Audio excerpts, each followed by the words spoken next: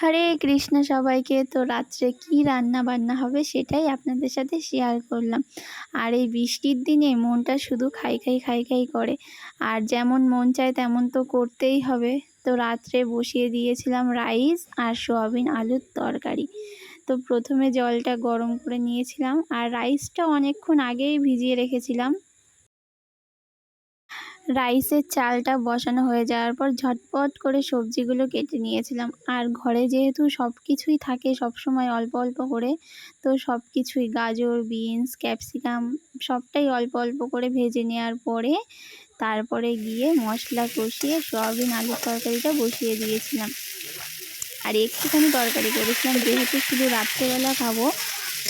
আর soybean আলুর মশলাতে দিয়েছিলাম একটু আদা, জিরে, লঙ্কা বাটা আর তেলে সামান্য একটু হিং দিয়েছিলাম। হিংটা দিলে না তরকারির স্বাদটা একটু বেশ অন্যরকমই লাগে। আর তরকারি হয়ে গেলে তারপর ঘি দিয়ে রাইসটা একটু হালকা করে ভেজে নিয়েছিলাম।